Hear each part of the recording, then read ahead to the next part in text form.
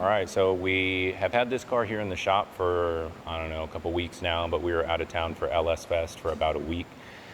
And so we're back tearing into it, getting to work on it.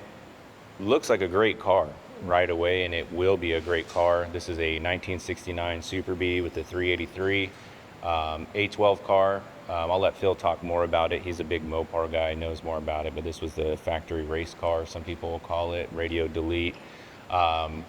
But long list of stuff aside from paint and all that stuff that's kind of already done. He drove it here, which is kind of crazy to think because I felt the brakes and the gas pedal in this thing, and they're terrible. Oh, he don't. Yeah. He don't care. You have to stand on the brakes. One time I put it in neutral to start it, and I thought the parking brake worked, and it didn't, and it just started rolling down the hill, and I was standing on the brakes just to get it to slow down while I started it in neutral and then put it in drive, and it went off. Them brakes ain't working. Yeah, she's definitely a project. A driving project. Yeah, you can drive it. You can drive it. Yeah. Just don't sit and. I wouldn't go very far, but yeah, you can drive it. Now, customer brought this in, pretty much this get it right type thing. Supposedly he had someone else work on it and got chingalayed. And so he brought it to us and he's like, I want the AC working, I want the dash rewired, I want this done, I want that done, this done. And come to find out, this is a factory radio delete car. And then somebody put the radio bezel in it, so he wants that out of it. And then we are going to be doing the Super Bee butt stripe here that goes around the car itself. That's white. So we're going to be doing that. We'll be doing AC. Right now I have the Rally Pack cluster in a million pieces right now because this old 1960s printed circuit board was kind of corroded.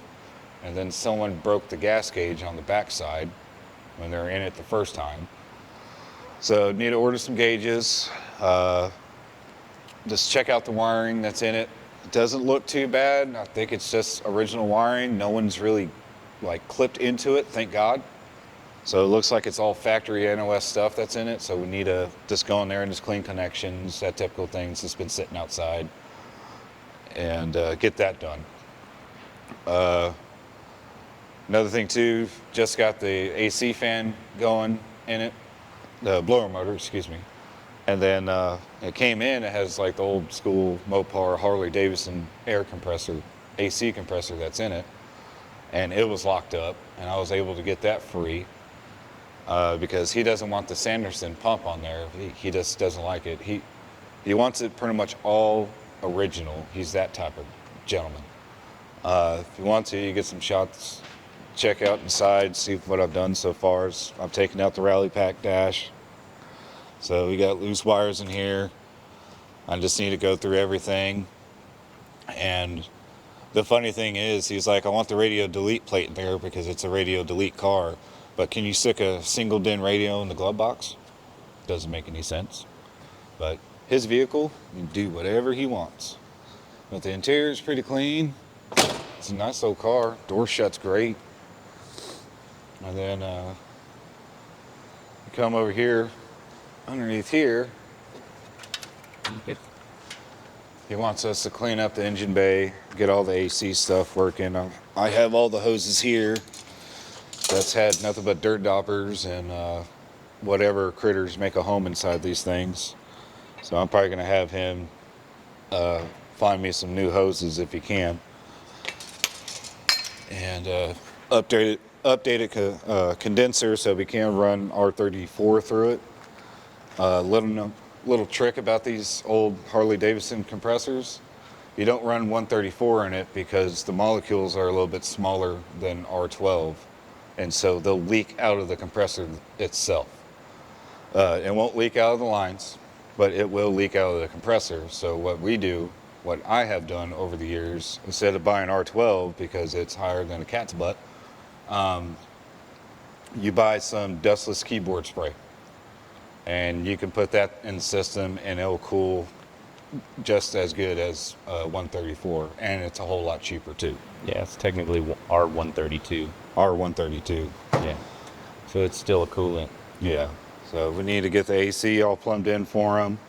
Pretty much do a basic tune-up, check wiring, make sure this guy did the right, correct stuff.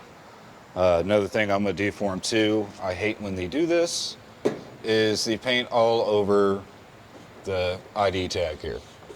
So, and someone screwed it in. It's not supposed to be screwed in, it's supposed to be pop riveted in. It's a special pop rivet. So I'm gonna take that off and clean it, and so we can actually see what this car came with. I have to go through the brakes. He is gonna change the wheels and tires on here. So he is gonna put some factory Mopar steel wheel rallies with dog dish hubcaps, which will look perfect on this thing. I told him, I was like, it'd be a whole lot better if you do it plum crazy purple, same color as the car, with some red line dog dish hubcaps on it, which will look excellent on there. Gonna repaint the B emblems, get it all detailed. He just wants it just a really nice original driver, and so that's what we're gonna do for him. So right now we're halfway through it. He's calling me, biting at the bit right now. I want to drive my car. I want to drive my car. I don't like him sitting. I'm like, just take a chill pill. If you want it right, it's just going to take a little bit longer. So then that's pretty much it. Update on this one.